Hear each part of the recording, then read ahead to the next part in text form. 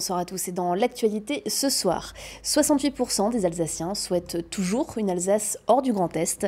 C'est le résultat d'un sondage IFOP à moins d'un an de la collectivité européenne d'Alsace.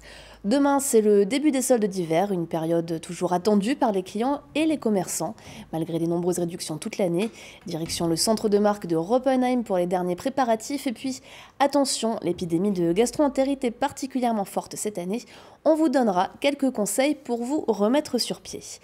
À un an de la collectivité européenne d'Alsace, un nouveau sondage réalisé par l'IFOP vient d'être dévoilé ce matin. À la demande des clubs de réflexion et associations en faveur d'un retour à l'Alsace hors du Grand Est, ce sondage révèle 3 points majeurs. La future collectivité européenne d'Alsace reste méconnue du grand public. 2 tiers de la population alsacienne souhaitent toujours la sortie de l'Alsace du Grand Est, un chiffre stable après plusieurs enquêtes réalisées depuis 3 ans. Enfin, 57% se disent prêts à voter pour un parti politique alsacien qui revendiquerait une Alsace hors du Grand Est. On écoute tout de suite Jérôme Fourquet, il est directeur du département Opinion et Stratégie à l'IFOP.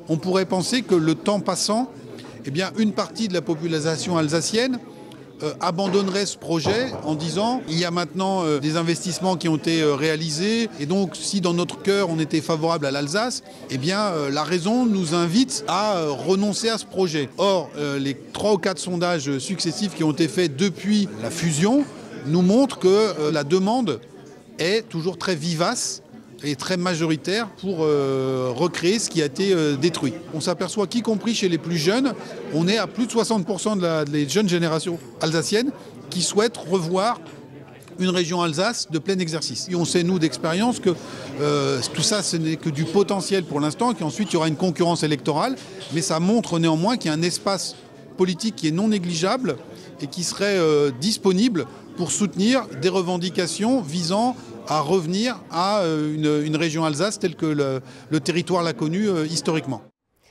Alors que la circulation ferroviaire restera perturbée demain sur le réseau alsacien, ailleurs en France, de nouvelles manifestations contre la réforme des retraites sont annoncées pour ce jeudi. À Strasbourg, elle s'élancera de la place du Maréchal de Lattre de Tassigny, jeudi à 14h. À Mulhouse, rendez-vous à la même heure, place de la Bourse. À Haguenau, une manifestation est-elle prévue le matin à 9h. Et des perturbations sont également à prévoir sur les réseaux Solea à Mulhouse et CTS à Strasbourg. À noter aussi, enfin, que toutes les cantines des écoles de la ville de Strasbourg resteront fermées. Et dans le reste de l'actualité, cela ne vous aura probablement pas échappé, la gastro-entérite est de retour et elle n'épargne pas grand monde. Le Grand Est est même une des régions les plus touchées en France. Alors, comment éviter toute contamination ou se remettre plus vite? Cécile Motz a demandé conseil à un pharmacien. Il faut se méfier de la gastro dans la mesure où ça implique une déshydratation qui est très importante encore une fois chez le nourrisson et chez la personne âgée. Donc il faut bien veiller à ce que les gens se réhydratent et essayent aussi de reprendre des sels minéraux. Il faut savoir que ça se transmet très facilement, effectivement. Donc il faut essayer d'éviter d'être en contact et avoir une hygiène assez stricte, se laver les mains très souvent, si possible porter un masque, utiliser si on ne peut, sinon au bureau n'importe des solutions bactéricides. Ce que les gens en général ne savent pas, c'est que 48 heures à 72 heures après qu'ils aient le sentiment d'être guéris, ils sont encore contagieux. Et attention, car après la gastro-entérite, c'est la grippe qui devrait faire son apparition dans les tout prochains jours. Le coup d'envoi des soldes d'hiver, c'est pour demain en Alsace pendant 4 semaines et non plus 6. Les magasins pourront écouler leur stock d'invendus et si cette période est moins cruciale que par le passé pour les professionnels du commerce, elle n'en reste pas moins attendue. Reportage à Roppenheim, Louise Sobad et Camille Roland. Le calme avant la tempête. En cette veille de début de solde, les 105 boutiques du village de marque de Roppenheim se préparent à la venue des clients. L'année dernière, ils étaient près de 230 000 à affluer durant 6 semaines. Mais nouveauté cette année, les soldes d'hiver seront plus courtes. Le petit point d'interrogation pour cette année 2020 qui commence, c'est que la durée des soldes a été réduite par décret de 6 semaines à 4 semaines. Donc c'est la première fois. Donc il y a un petit point d'interrogation sur quel va être le comportement des consommateurs. Après, est-ce que c'est un vrai risque? On n'est pas sur une dépendance extrême au niveau des soldes. Donc si on fait un peu moins de business à ce moment-là, on en fera certainement plus un peu plus tard dans la saison. Donc il n'y a pas de grosse inquiétude. Il y a plus un point d'interrogation sur quel va être le comportement. À Roppenheim, les soldes d'hiver représentent 13% du chiffre d'affaires annuel. Et pendant ces périodes de forte activité, le site accueille 50 à 100 salariés supplémentaires, soit plus de 700 employés au total. Dans cette boutique de prêt-à-porter, on attend 10 personnes de plus pour renforcer les effectifs. Car la braderie Vernal nécessite aussi tout un travail en amont. Depuis plus d'une semaine, l'équipe prépare le jour J. Il faut trier les marchandises, vérifier manuellement toutes les références qui passeront en solde, réapprovisionner les rayons et changer la disposition de la boutique. Je bip chaque référence pour voir en fait à combien il passe. Et c'est l'ordinateur en fait qui va me dire s'il passe à 20, 30, 40 ou 50%. Et selon à combien il passe, il faudra tout étiqueter pour que le client en fait, quand il vient, pour qu'il sache à combien en fait il est réduit. C'est un travail beaucoup plus complet et vu que quand on reçoit la livraison, rien n'est étiqueté. Donc du coup, il faut qu'on check tout à la caisse et qu'on étiquette. Durant les soldes, une grosse quantité de vêtements est mise en rayon. Donc du coup, en fait, j'ai sorti les modèles qu'on n'a pas encore. Donc celui-là, celui-là de côté, celui-là là en haut. Mais vu qu'il m'en manque encore 12, à mon avis, on va sortir du doublon. Un renouvellement nécessaire puisqu'ici la marchandise se compose déjà d'anciennes collections qui affluent régulièrement des points de vente classiques. En temps normal, on met à peu près 8 modèles par référence en magasin, pas plus, pour que le magasin reste visuel et attractif pour le client. En période de solde, on double les volumes. Ce soir et demain matin, un affichage sera mis en place sur les vitrines du magasin. À l'intérieur, des visuels indiqueront aussi les promotions, l'objectif que les clients puissent faire leurs emplettes en toute autonomie. Ils peuvent se retrouver assez facilement du fait que ce soit vraiment par catégorie de produits. Les vestes à l'avant, on continue avec les pulls plus fins. Donc c'est vraiment répertorié par catégorie et par dégradé de couleurs aussi. Et dessus, ils ont à chaque fois ce principe de pastillage et de couleurs différentes qui correspond à certains pourcentages.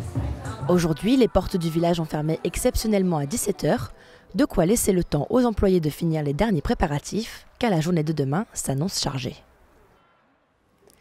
À Las Vegas, le salon CES, référence mondiale en matière d'électronique et de nouvelles technologies, ouvre ses portes aujourd'hui et pour 3 jours. Dans ses allées, 4 entreprises alsaciennes et parmi elles, l'application Quit, créée en 2017. Cécile Motz a rencontré son équipe juste avant son départ.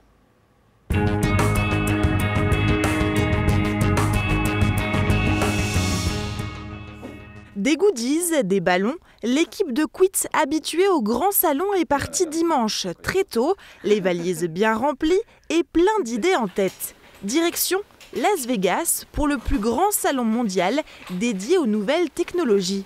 Leader en France sur le marché des applications pour aider à arrêter de fumer, Quit participe pour la première fois au CES. L'application née en 2017 réunit aujourd'hui plus d'1,7 million d'usagers à travers le monde. Mais si elle est traduite en 15 langues, elle attire principalement des Français avec 40% de ses utilisateurs dans l'Hexagone. La start-up part donc aux États-Unis avec une double mission. On a déjà une légère implantation aux États-Unis avec des partenariats avec une université à Pittsburgh, l'université de San Francisco. Et donc on y va pour plusieurs choses. La première, déjà vivre une belle aventure avec l'équipe et voir ce que c'est l'excitation d'un tel salon. Ensuite, rencontrer des potentiels partenaires parce que le système de santé il est différent aux États-Unis. L'accès aux soins est différent et les gens sont aussi plus prêts à payer pour les solutions qu'en France. Donc trouver des partenaires, des distributeurs, des assurances, etc. Éventuellement des investisseurs, pourquoi pas. Et enfin, y a quand même beaucoup de visiteurs et donc se faire aussi connaître là-bas du grand public. Cette année encore, au CES, plus de 200 000 visiteurs sont attendus. Les 4 collaborateurs de Quit espèrent répondre à leur challenge actuel, monétiser l'application. Mais c'est aussi le moment de se faire un réseau et des contacts. Ce qui se passe en général pendant le CES, c'est que vous avez le salon qui a lieu en gros de 9h à 18h. Et chaque jour, il faut essayer de vous faire inviter à des petits déjeuners, des rendez-vous d'affaires et à des soirées. Ce qui est bien, c'est que vous rencontrez plein de gens, vous voyez plein d'autres startups, où elles en sont, comment elles présentent leurs produits, qu'est-ce qu'elles font comme produits. Donc d'un côté, ça donne des idées assez incroyables, ça permet de créer des partenariats. Par exemple, au Portugal, on a trouvé une entreprise coréenne, sud-coréenne, avec qui on va très probablement collaborer. Ça permet de se rendre compte que voilà, à Strasbourg ou dans le Grand Est, il y a un certain nombre de startups, mais qui est loin d'être représentées toutes celles du monde. Et là, finalement, on se rend compte qu'on n'est pas grand-chose et qu'il faut encore s'arracher plus pour percer, quoi. Donc c'est une bonne leçon d'humilité. À son retour des États-Unis, le développement de la start-up va se poursuivre. Aujourd'hui, dans une pépinière d'entreprise, Quit déménagera en mars dans ses propres locaux, toujours à Strasbourg. Et on finit ce journal avec l'image du jour, Oliviane. Il ne participera pas au championnat d'Europe de handball qui débute après-demain. Thierry Omeyer, élu meilleur gardien de tous les temps, se lance en revanche un nouveau défi plutôt inattendu. Il est associé à l'ouverture d'un bar à Strasbourg. Le Cernéen promet une ambiance vintage des années 60 et des tapas espagnols mais aussi italiens ou indiens. Ajouter un caveau à cocktail et c'est un comble pour un sportif, un vaste fumoir. Le Hoop, c'est son nom, est situé rue de l'Arc-en-Ciel. Il a ouvert discrètement ses portes le week-end dernier et proposera bientôt des concerts annoncés comme exceptionnels.